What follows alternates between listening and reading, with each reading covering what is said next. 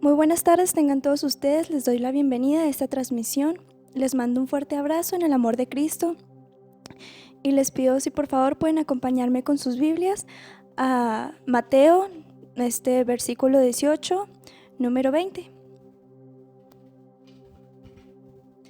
Dice: porque donde están 2 o 3 congregados en mi nombre, allí estoy yo en medio de ellos.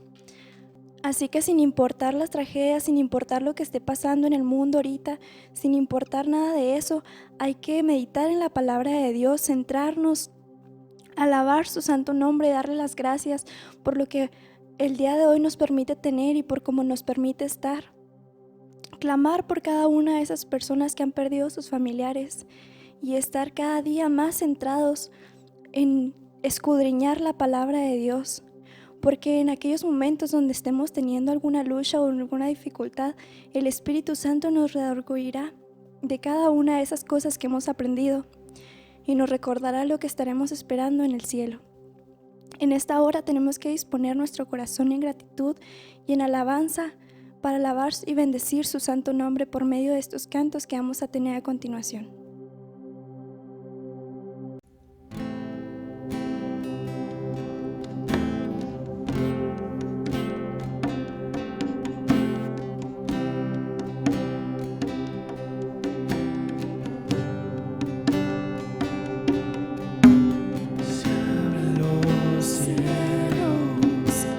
Escucha un sonido celestial.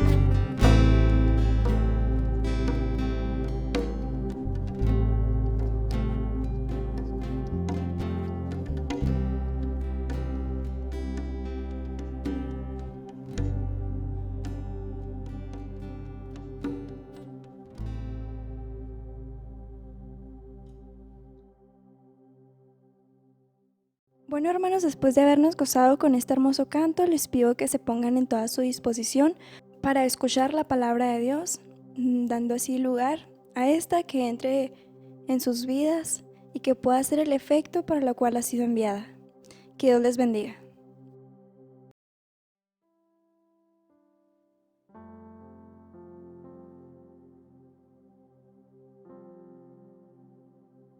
Buenas tardes, Dios les bendiga. Estamos contentos de estar nuevamente con ustedes a través de estos medios y hoy vamos a hablar acerca de las bodas de Caná, el milagro que hizo el Señor Jesucristo en aquella ciudad y en esa ocasión, y vamos a ver el propósito que tenía el Señor Jesucristo en mente cuando convierte el agua en vino y cuál es su significado. Creo que va a ser de bendición para nosotros y deseo que el Señor traiga a nuestra vida una palabra de aliento, de consuelo, de fortaleza.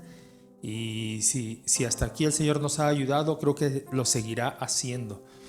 Damos gracias a Dios por el grupo de alabanza después de escuchar este hermoso canto. ¿Y qué le parece si hacemos una oración para después leer la Biblia en el Evangelio de Juan, el capítulo 2? Padre nuestro, queremos agradecerte por esta tarde. Bendecimos tu nombre porque tú eres grande, porque eres misericordioso. A ti sea la gloria, mi Señor, y permite que tu palabra llegue a nuestras vidas de tal manera que haya un cambio y se cumpla el propósito por el cual tú has enviado esta palabra. Bendice a las familias en todo el mundo, que tu presencia sea sobre nosotros, oh Dios. Lo pedimos con acción de gracias en el nombre de Jesús, nuestro amado Salvador. Amén. El Evangelio de Juan, capítulo 2, nos relata, después de que encontramos el capítulo 1, donde el Señor Jesucristo llama a Felipe y a Natanael para que sean sus seguidores, sus discípulos. Vemos aquí en este inicio del capítulo 2, al tercer día se hicieron unas bodas en Caná de Galilea, y allí estaba la madre de Jesús, y fueron también invitados a las bodas Jesús y sus discípulos. Y faltando el vino, la madre de Jesús le dijo: no tienen vino. Jesús le dijo: ¿qué tienes conmigo, mujer? Aún no ha venido mi hora. Su madre dijo a los que servían: haced todo lo que os dijere. Y estaban allí 6 tinajas de piedra para agua, conforme al rito de la purificación de los judíos, en cada una de las cuales cabían 2 o 3 cántaros. Jesús les dijo: llenad estas tinajas de agua, y las llenaron hasta arriba. Entonces les dijo: sacad ahora y llevadlo al maestresala, y se lo llevaron. Cuando el maestresala probó el agua hecha vino, sin saber él de dónde era, aunque lo sabían los sirvientes que habían sacado el agua, llamó al esposo y le dijo: todo hombre sirve primero el buen vino, y cuando ya han bebido mucho, entonces el inferior, mas tú has reservado el buen vino hasta ahora. Este principio de señales hizo Jesús en Caná de Galilea y manifestó su gloria, y sus discípulos creyeron en él. Aquí tenemos la primer señal que el Señor Jesucristo hace, esto según el relato de Juan en su Evangelio. Juan fue uno de los apóstoles que quedaron en Jerusalén durante las persecuciones que lanzaron contra los primeros cristianos. Juan fue el escritor del Evangelio, fue el escritor de 3 de las cartas y también el escritor del libro de Apocalipsis. La ciudad de Galilea estaba ubicada a más de 12 kilómetros al noreste de Nazaret, y es en esa ciudad donde se celebran unas bodas y se hace la invitación al Señor Jesucristo y a sus discípulos, entre muchos otros invitados. Allí en esa celebración encontramos que se hace la inauguración de un nuevo tiempo. Hay un nuevo tiempo a partir de ese momento, a partir de esa señal, y es un cambio que es demostrado a través de la primer señal que hace el Señor Jesucristo. Hay un cambio, pero muchos no lo comprendieron. La vida religiosa de los habitantes en Jerusalén era una vida tediosa, una vida cansada, una vida donde había muchas cargas que se imponían. La religión tenía sobre los habitantes una carga pesada, y cuando el Señor Jesucristo hace esta señal, está declarando que viene un cambio donde lo pesado de la ley, las cargas de la ley, iban a ser cambiadas por la gracia que venía a través del Señor Jesucristo. Pero mucha gente no lo comprendió. La intención del Señor era mostrar su gloria, era mostrar su poder y el beneficio que traía a la humanidad. Obviamente, pues muchos no lo comprendieron así. Cuando vemos en el Evangelio de Juan las señales que hizo el Señor Jesucristo, era resaltar esas señales para dar testimonio acerca de la divinidad del Señor Jesucristo.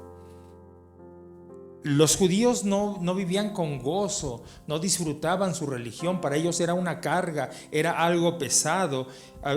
Vivían como en un círculo tedioso, un círculo de ceremonias, un círculo de ritos, un círculo donde tenían que hacer, y ya esa palabra donde tenían que hacer ciertas cosas ya representaba una carga para ellos. No lo hacían con libertad, no lo hacían con gozo. Por eso el Señor Jesucristo viene para inaugurar un nuevo tiempo, lo que conocemos como el tiempo de la gracia. Y aquí el Señor Jesucristo quería enseñarles que pongan su fe en Él, que Él es el verdadero centro de nuestro corazón, y que nuestra fe, cuando es centrada en Jesucristo, podemos vivir con libertad, con gozo, y que todo lo que hagamos en cuanto a nuestra adoración para Dios producirá en nosotros satisfacción, ya no una carga, sino una satisfacción, una alegría, un verdadero gozo.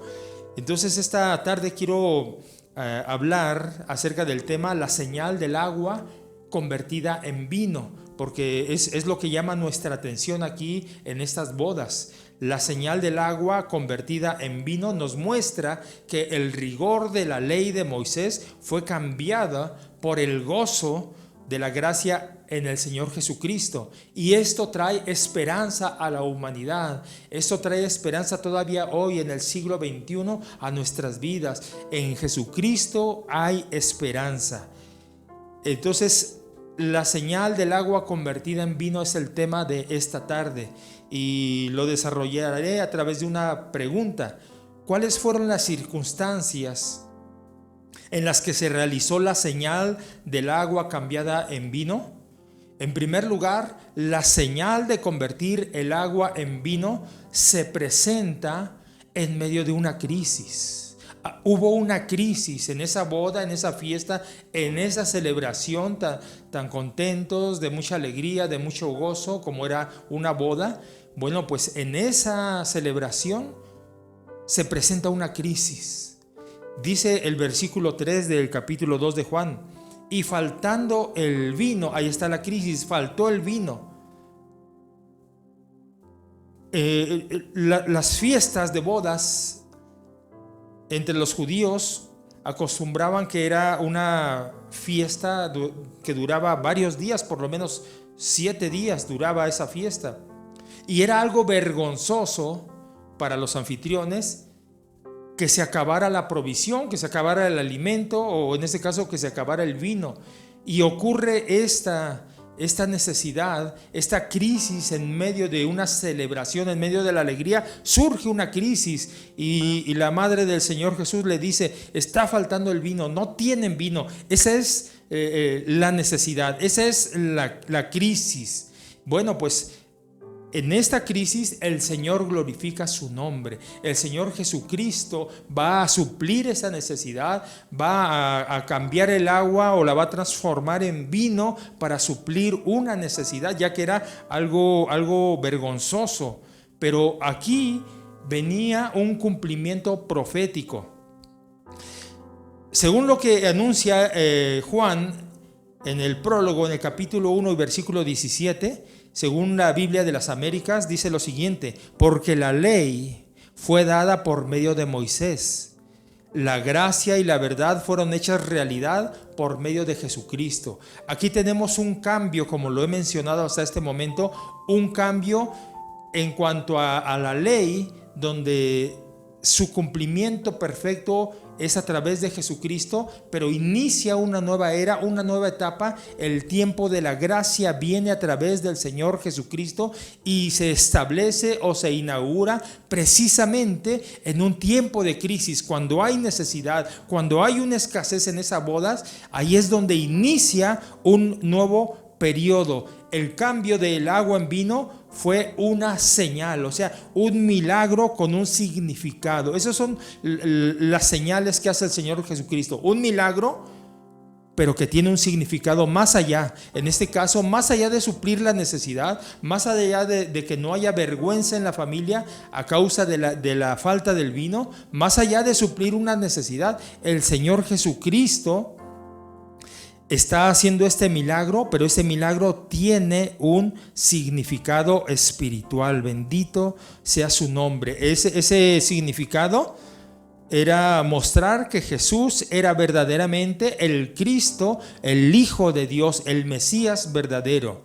Entonces aquí Jesús da inicio a un nuevo periodo conocido como la gracia, el periodo de la gracia, y esto lo hace a través de la señal del vino. Bendito sea el Señor.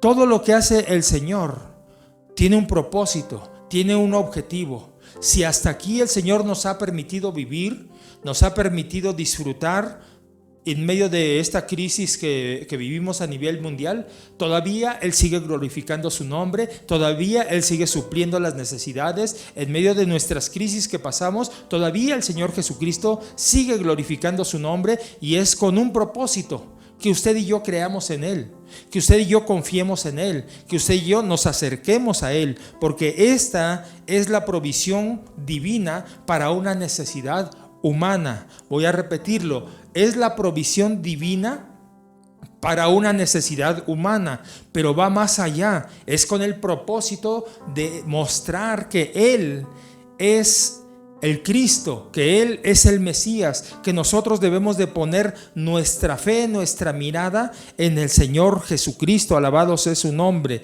Entonces Jesús hace señales para mostrar el cumplimiento de las profecías, y en este caso es la profecía del cumplimiento de la ley, y entramos al periodo de la gracia. Bendito sea su nombre. ¿Cuáles fueron las circunstancias en las que se realizó la señal del agua cambiada en vino? En segundo lugar, la señal de convertir el agua en vino se presenta en el momento que interviene Jesús. Dijimos que se presenta en un momento de crisis. Ahora vamos a ver que se presenta ese milagro y esa señal cuando interviene el Señor Jesucristo. Nadie podía suplir esta necesidad. No había al momento alguna tienda, algún supermercado para comprar el vino, para que continuaran las bodas, para que se siguiera llevando a cabo esa celebración. No había la oportunidad de conseguir más vino. Pero cuando interviene el Señor Jesucristo, cualquier necesidad puede ser suplida. Aunque no tengamos los recursos económicos, aunque no esté a nuestro alcance tal vez la provisión, el Señor tiene recursos en el cielo suficientes para todos. Él quiere satisfacer las necesidades que hay en la humanidad, pero primeramente las necesidades espirituales. Por ello tenemos que poner nuestra fe en Jesucristo. Dice el versículo 6: y estaban ahí 6 tinajas de piedra para agua, conforme al rito de la purificación de los judíos, en cada una de las cuales cabían 2 o 3 cántaros. Jesús dijo: llenad estas tinajas de agua, y las llenaron hasta arriba. Para el Señor Jesucristo no había impedimento de nada, porque Él es el que tiene todo el poder en el cielo y en la tierra. Él puede hacer milagros con el poder de su palabra. Dice la Biblia que con el poder de su palabra creó los cielos y la tierra de la nada. No había nada, pero con el poder de su palabra Él hace las cosas nuevas. Él hace creaciones nuevas. Y aquí en esta ocasión el Señor Jesucristo les dice a los sirvientes que llenaran los cántaros de agua, y las llenaron hasta arriba. ¿Se imagina usted la cantidad que tenían a su disposición? Ahora, bueno, pues había cientos de litros de agua convertidos en vino para que las fiestas siguieran adelante. Pero esto no era posible, o no hubiese sido posible, si el Señor Jesucristo no estuviera ahí. Este primer milagro que el Señor Jesucristo hace, lo vamos a comparar con el primer milagro allá en el libro de Éxodo, en el Antiguo Testamento, cuando Moisés, por voluntad y por designio de Dios, Moisés toca las aguas allá en Egipto y esas aguas se convierten en sangre.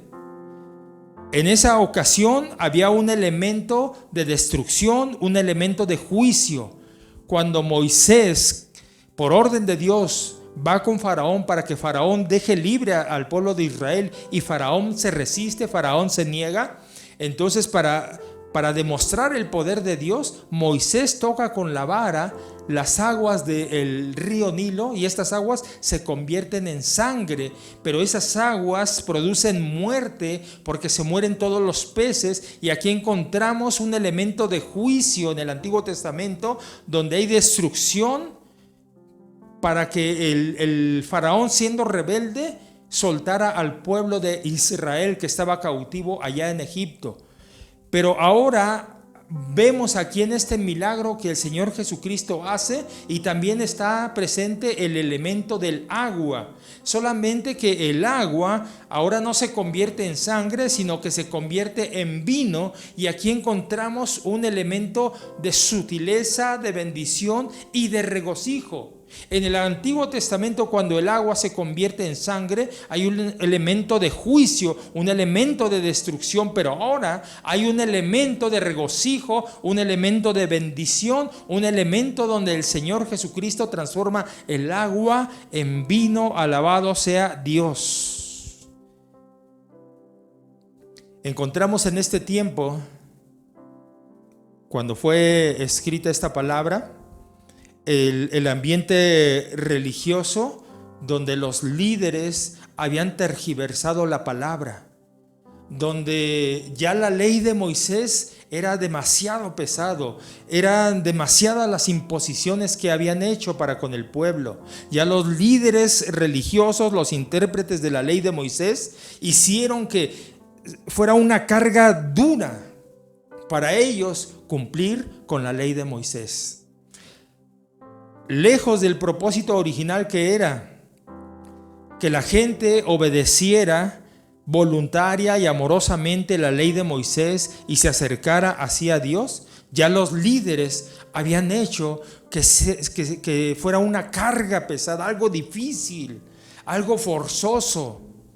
Bueno, pues aquí es donde interviene el Señor Jesucristo, porque lo que enseñaban los líderes religiosos era mejor que lo que hacían ellos. O sea, su credo era bueno, pero su conducta era mala. Sus enseñanzas eran buenos, pero en la práctica no lo estaban haciendo así.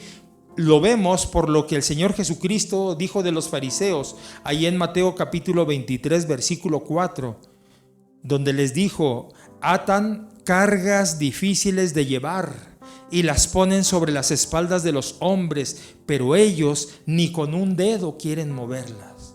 Esta era la situación religiosa que imperaba en ese momento entre todos los habitantes de Israel. Ya sus líderes habían tergiversado la ley de Moisés, habían caído en exageraciones, en cargas difíciles.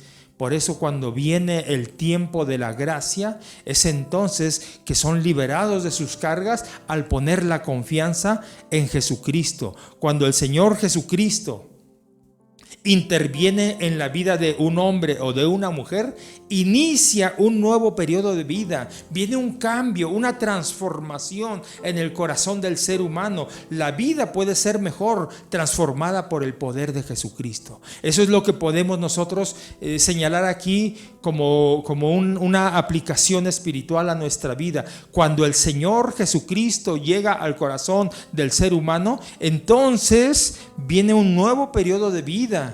viene un cambio en el corazón del ser humano y lo pesado del pecado viene a ser transformado en gozo.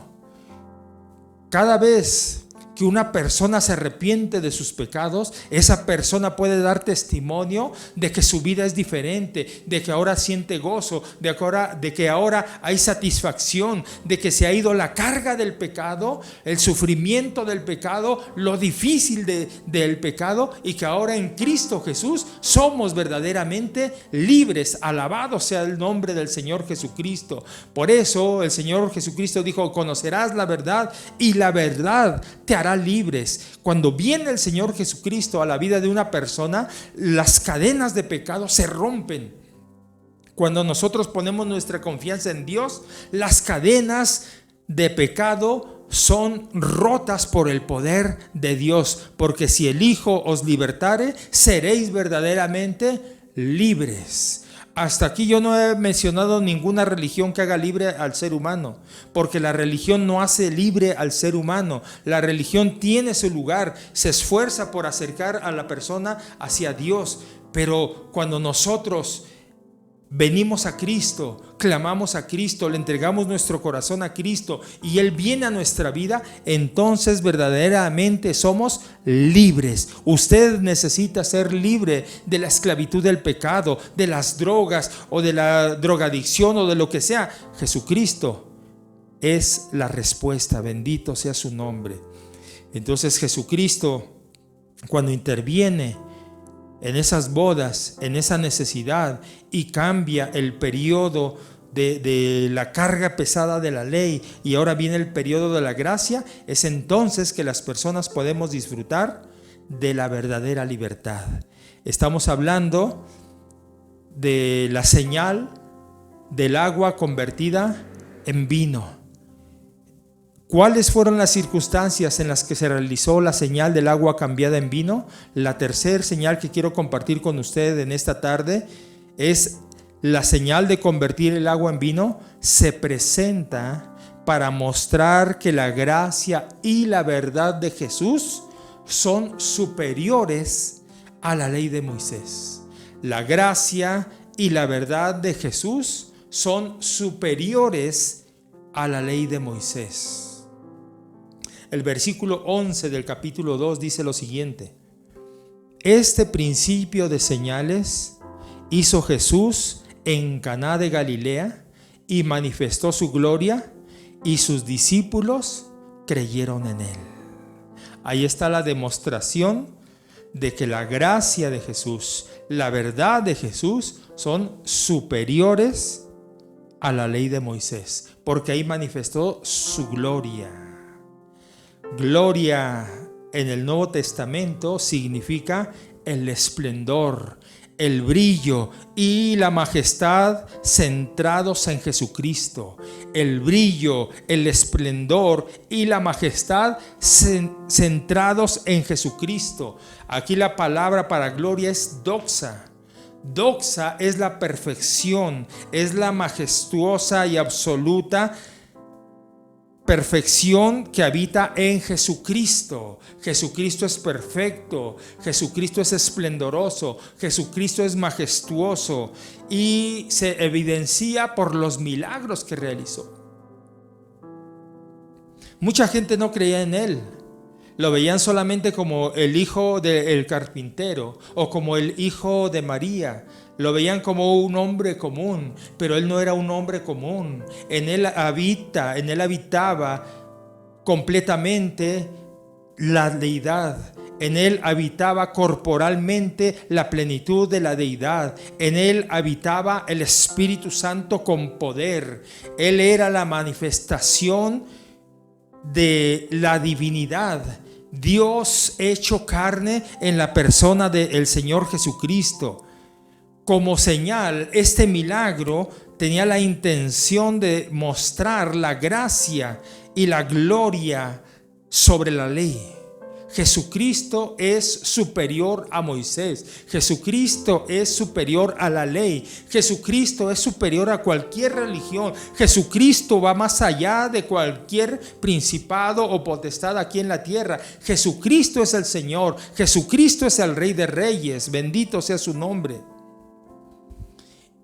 Y al contemplar esta realidad, vemos entonces que hay esperanza para el mundo con la llegada del reino de Dios a nuestras vidas. Cuando el reino de Dios llega a nuestras vidas, es entonces que hay una esperanza para el mundo. Hay esperanza para el que sufre, hay esperanza para el enfermo, hay esperanza para el perdido, hay esperanza para el que está extraviado. Cuando Jesús llega a nuestra vida, entonces verdaderamente hay esperanza. Usted que está sufriendo en su casa, usted que no encuentra la solución a sus problemas, déjeme decirle que Jesucristo es la única esperanza para usted y para mí. Aquí Juan hace una declaración, dice este principio de señales. Esta declaración que hace Juan excluye los absurdos milagros que se le atribuyen al Señor Jesucristo en su infancia. Porque está el pseudo evangelio, hay varios pseudo evangelios, como el evangelio de Pedro, que no está considerado como inspirado por Dios, y donde ahí está escrito supuestamente que el Señor Jesucristo hizo milagros en su infancia. Bueno, pues aquí Juan en su evangelio nos muestra con esta palabra que está escrita, inspirada por el Espíritu Santo, la declaración de el principio de señales. Ese fue el primer milagro que el Señor Jesucristo hizo. No hizo milagros en la infancia. La Biblia no dice nada al respecto. La Biblia guarda silencio al respecto de la infancia del Señor Jesucristo. Pero sí es muy clara y muy puntual y muy precisa cuando inspira a Juan y está escrito este principio de señales. Fue la primer señal, fue el primer milagro que hizo el Señor Jesucristo. Y yo estoy seguro que previendo esta cantidad de herejías de que se le atribuye que en la niñez el Señor Jesucristo hizo muchos milagros, previendo todo esto, el Espíritu Santo salvaguarda la vida del Señor Jesucristo y su carácter con esta declaración: este principio de señales hizo Jesús. Y luego también nos dice cuál fue el propósito de haber hecho este principio de señales. Cuando el Señor lleva a cabo este milagro, está revelando a los hombres que Él era verdaderamente Dios manifestado en carne. Y luego dice que sus discípulos creyeron en Él. Obviamente, en cierto sentido, sus discípulos ya creían en Él, por eso es que lo seguían. Mencioné al principio que recién había hecho el llamamiento a Felipe y a Natanael para que le siguieran, para que fueran sus discípulos. Desde el momento que lo están siguiendo, ya creen en Él, ya son sus discípulos, ya son sus seguidores. Pero aquí Juan recalca que después de este principio de señales, después de que manifiesta su gloria, sus discípulos creyeron en Él. O sea que esta manifestación de señales, este milagro que hace el Señor, provoca en sus discípulos una fe más firme, una convicción más fuerte. Es entonces que los discípulos son altamente convencidos de que Jesús es el Cristo.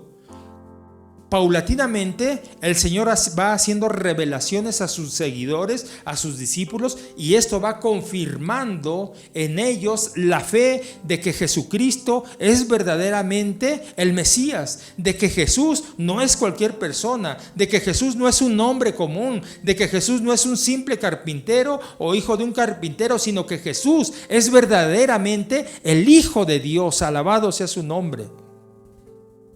Ahora, acerca de esta palabra, muchos han tergiversado la Escritura, dándole otra interpretación y escudando sus sus deseos de ingerir vino o de emborracharse, diciendo, bueno, pues si Jesús tomó vino, si Jesús convirtió el agua en vino, quiere decir que es bueno beber vino. No.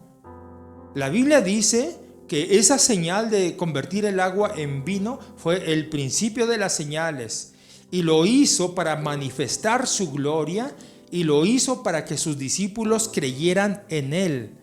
Entonces, lo que hace el Señor Jesucristo es con la intención de que usted y yo afirmemos nuestra fe, nos convenzamos más de seguir a Jesús, dejemos a un lado los placeres mundanos, abandonemos todo lo que a Dios no le agrada para creer en Jesús. Note usted las maravillas que hace el Señor.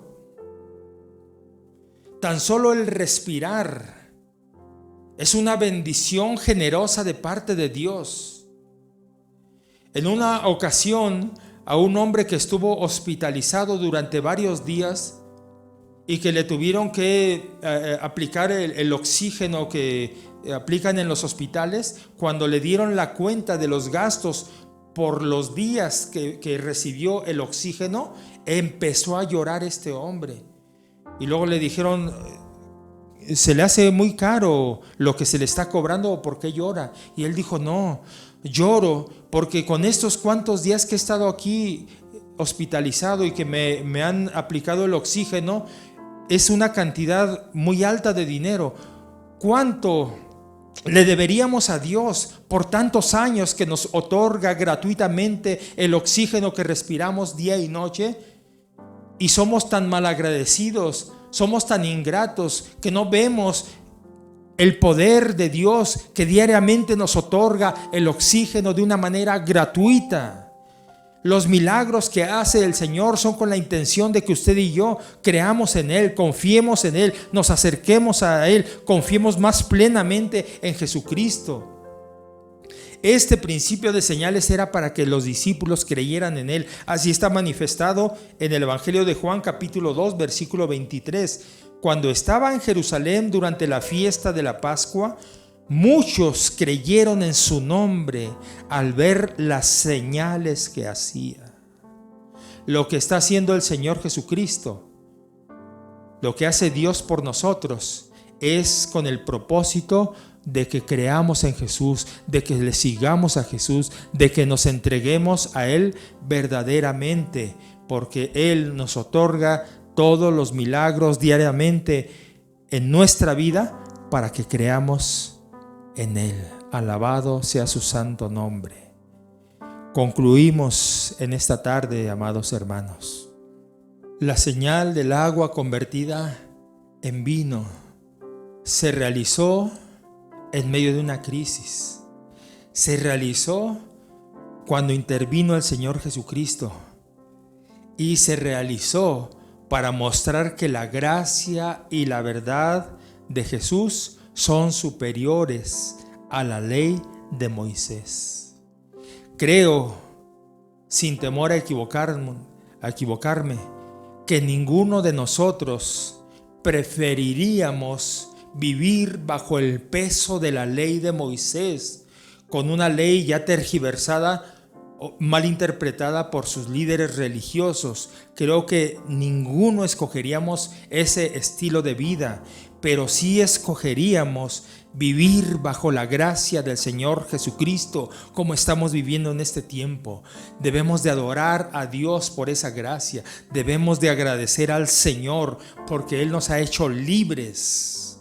El pecado agobia, el pecado produce desconsuelo, el pecado es un lastre para la vida del ser humano, pero la gracia en Cristo Jesús produce contentamiento, produce libertad y produce gozo para todo aquel que le recibe. Repito, para todo aquel que le recibe. Por eso dice la Escritura, mas a todos los que le recibieron, San Juan 1:12, a todos los que le recibieron, a los que creen en su nombre, les dio potestad de ser hechos hijo de Dios. Entonces lo importante en esta señal es el mensaje que comunica. El mensaje es que solamente Cristo puede cambiar una vida sombría, una vida vacía, una vida sin esperanza, y la puede cambiar por una vida alegre, una vida de satisfacción, una vida libre de la carga del pecado. Y usted puede recibir hoy esa libertad en el Señor Jesucristo. ¿Usted se decide a recibir a Jesucristo? ¿Usted reconoce que necesita a Jesucristo, que está viviendo cargado por el pecado? Bueno, pues ¿qué le parece si esta tarde le entrega su vida a Jesucristo? Y si usted ya le entregó su vida al Señor, bueno, pues ¿qué le parece si en esta tarde renovamos nuestro compromiso con Dios, de seguir fielmente a Jesucristo, de apreciar las maravillas que el Señor hace y reconocer que lo hace con el propósito de que creamos en Él, de que confiemos en Él? Tal vez en estos 50 y tantos días que llevamos de cuarentena, usted ha visto la mano poderosa de Dios, usted ha disfrutado los beneficios que Dios nos ha otorgado diariamente. ¿Qué le parece si le agradecemos a Dios? Pero también consideramos esos beneficios como una oportunidad para afianzar nuestra fe en Jesucristo. No podemos seguir iguales, no debemos de seguir iguales, debemos de crecer en nuestra confianza y en nuestro conocimiento de Dios. ¿Qué le parece si oramos esta tarde? Padre nuestro, te agradecemos con todo el corazón por los milagros que haces cada día, por las bendiciones que nos das cada día, por la oportunidad que nos das de estar aquí todavía con vida. En medio de estas circunstancias difíciles, tú nos otorgas todavía el beneficio del oxígeno, el aire que respiramos, el sol que sale cada día, la esperanza que tenemos en Jesucristo. Por eso te alabamos y por eso te exaltamos, Señor. Y aquellos que no te conocen, convéncelos, que contemplen tus maravillas diariamente, cómo tú das provisión para el alimento, cómo sustentas nuestra vida, cómo nos das salud y bienestar, y que a través de esas maravillas que tú nos permites disfrutar, muchos se conviertan a Cristo, muchos crean en ti, como dice tu palabra, que al ver las señales y los milagros que tú hacías, muchos creyeron en ti y te siguieron. Queremos ser de esos que te siguen con confianza, con rectitud, con fe, con esperanza, todos los días de nuestra vida. Ayúdanos a seguirte, Señor, porque tú eres bueno y verdadero. Gracias, gracias por tu palabra, en el nombre de Cristo Jesús, nuestro bendito Salvador. Amén y amén. Un saludo para todos los hermanos del Templo de Benecer. Un saludo para todas las familias que sintonizaron esta transmisión. Que Dios les bendiga abundantemente y hasta la próxima, si Dios lo permite. Gracias.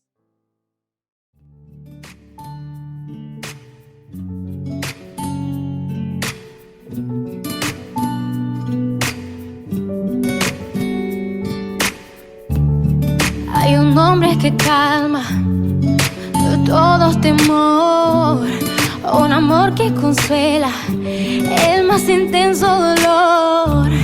Es fiel a sus promesas y me cuidará, y de mi fe es el ancla y nunca fallará.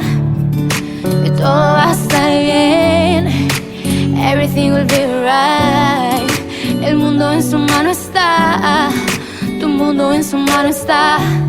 El creador del universo venció toda ansiedad. Tu mundo en su mano está y todo va a estar bien. Oh, oh, oh, oh. Y todo va a estar bien. Oh, oh, oh. Y Padre, te confieso a corazón abierto que todo es muy incierto en este desierto. Mi vulnerabilidad está al descubierto. Siento que mi barca está muy lejos de su puerto. ¿Por qué será que no sale el sol en mis días? ¿Por qué mis noches son tan frías? ¿Por qué será que siento que me falta algo? Porque este camino gris se siente tan largo. Sé que estás obrando, aunque no te sientas. Sé que estás obrando, aunque no te vea. Sé que voy a salir de esta odisea. Sé que voy a ganar esta pelea. Sé que va a cesar esta marea temporaria, que en ti yo viviré una vida extraordinaria, que aunque no pueda entender, me consuela saber que todo va a estar bien. Everything will be right. El mundo en su mano está, tu mundo en su mano está. El creador del universo y venció toda ansiedad. El mundo en su mano está y todo va a estar bien. Oh, oh, oh, oh. Y todo va a estar bien. Oh, oh, oh.